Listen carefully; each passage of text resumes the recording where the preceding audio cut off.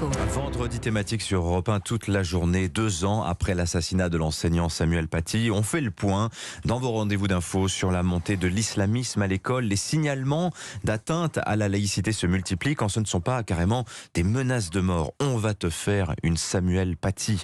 Voilà le genre de message que l'on peut entendre à l'école depuis 2 ans. Un spécialiste du djihadisme et du salafisme est avec nous ce matin. Bonjour Bernard Rougier. Bonjour. Bienvenue sur Europe 1. Vous êtes professeur à l'université Sorbonne Nouvelle Paris 3, directeur du Centre des études arabes et orientales, et vous avez dirigé, il y a de cela 2 ans, l'ouvrage collectif Les territoires conquis de l'islamisme, c'est paru au PUF, avant la mort de Samuel Paty, donc cet ouvrage, qui fait encore parler. C'est une enquête sur la manière dont, vous écrivez, des écosystèmes islamistes se sont développés à l'intérieur des quartiers populaires. Comment s'inscrit la décapitation de Samuel Paty, Bernard Rougier, dans cette dynamique de fond que vous décrivez? Précisément, les islamistes mettent en place un récit de persécution et tout ce qui arrive s'inscrit dans ce récit. C'est-à-dire que la rumeur, la construction du délit autour de l'affaire Samuel Paty, un récit qui est faux, mais qui a circulé dans les réseaux sociaux. Si vous voulez, il y a déjà un imaginaire de la persécution qui est constitué.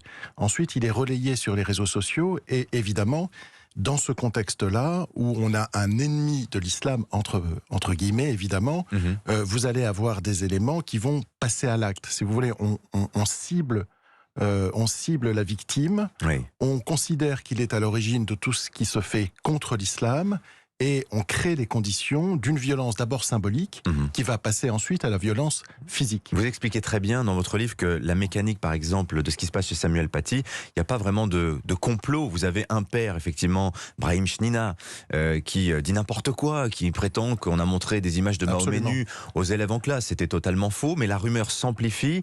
Et il suffit qu'un jeune homme, Anzorov, Abdullah Anzorov, 18 ans, voit cette vidéo et il va se radicaliser très vite, tout seul, par le biais aussi de ses contacts. Donc il y a une espèce de mécanique d'opportunisme. Il y a un mécanisme d'opportunisme, comme vous dites. Anzorov est déjà probablement islamiste avant même de passer à l'acte. On rencontre ce père de famille qui monte ce récit de la persécution parce qu'il veut y croire, parce que c'est ce qu'il lit en permanence. C'est-à-dire qu'il lit que l'État français est une machine à persécuter l'islam, une machine islamophobe. Donc l'événement, l'incident supposé d'un professeur qui aurait demandé aux élèves musulmans de quitter la salle, ce qui est faux, parce qu'il allait montrer les caricatures.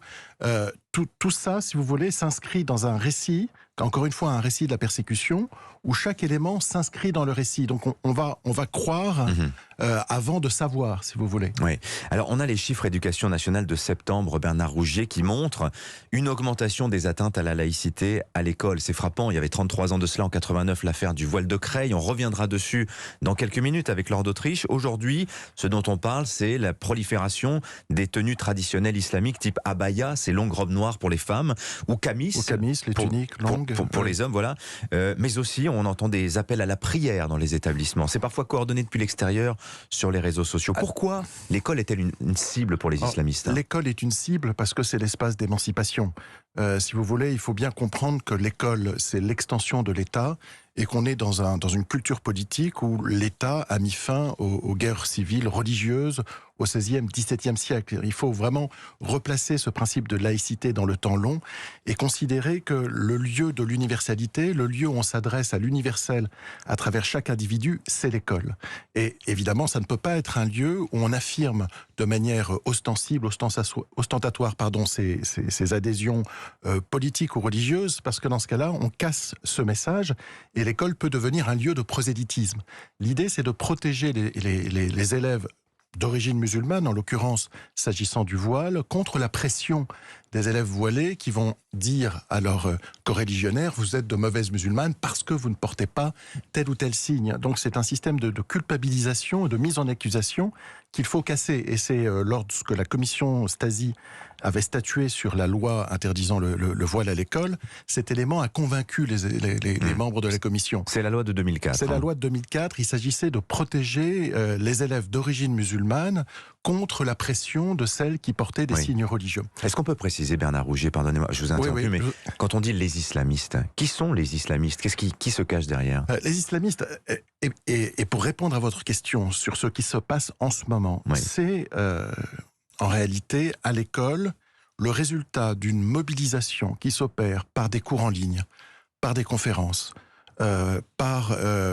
si vous voulez, une mobilisation un soft power quasiment islamiste. permanente, un soft power Oui. qui vient de plusieurs courants, néo-frères musulmans, salafistes, qui s'accordent à peu près pour, sur les réseaux sociaux, sur des comptes anonymes, TikTok, Twitter, on les a vus, laisser de très jeunes adolescents mettre en place des techniques de contournement de la loi sur l'école. Mais ça se passe en deux temps, si vous voulez. Ils ne vont pas dire, parce que là, ils seraient pris la main dans le sac, qu'il faut mettre le voile à l'école ou prier pendant les heures de cours, etc. Ils vont insister sur l'idée que si vous ne faites pas vos 5 prières à l'heure, vous n'êtes plus musulman. Oui. On ne peut pas rattraper ces prières. Un certain nombre d'entre eux vont dire ça.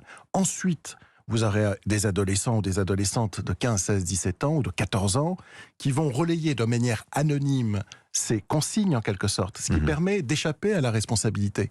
Les comptes sont anonymisés, les prédicateurs ne vont pas dire de manière ouverte porter le voile à l'école, mais ils vont insister, dramatiser, considérer que c'est un enjeu qui va déterminer le salut ou la damnation de la personne dans l'au-delà. Oui. Donc il y a une dramatisation des enjeux autour de l'école ou autour de la vie quotidienne en France, puis des adolescents vont relayer ces messages sur les réseaux sociaux.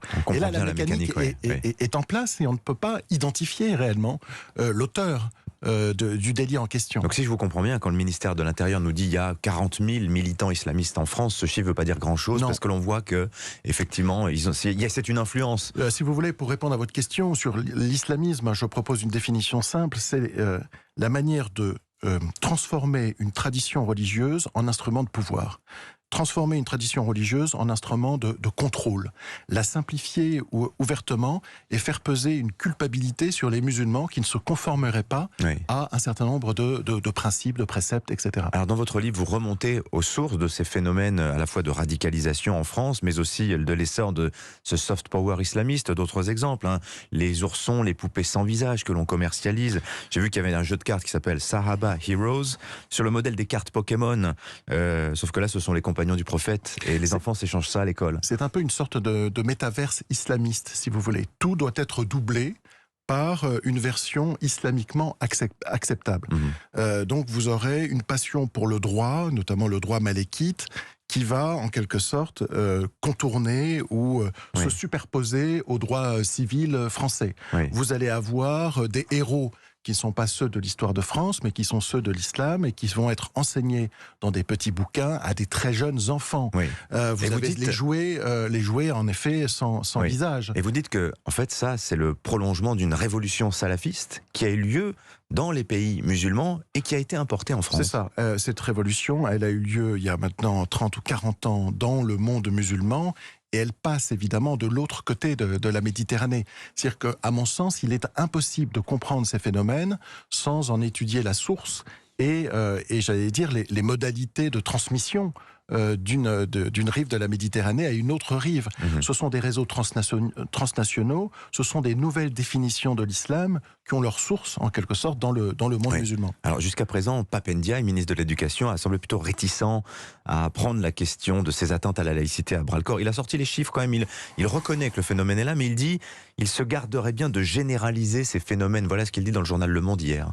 À mon sens, il ne s'agit pas tant de les généraliser, mais il faut bien voir qu'on a atteint une masse critique et que c'est un phénomène de fond.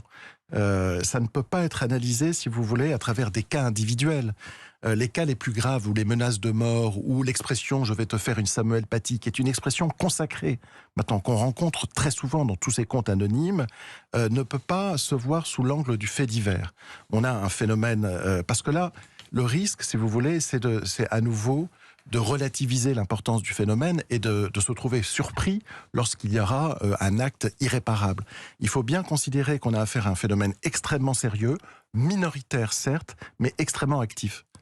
Merci beaucoup Bernard Rougier d'être venu nous éclairer ce matin. Je rappelle le titre de cet ouvrage collectif que vous avez dirigé, c'est paru au PUF en 2020.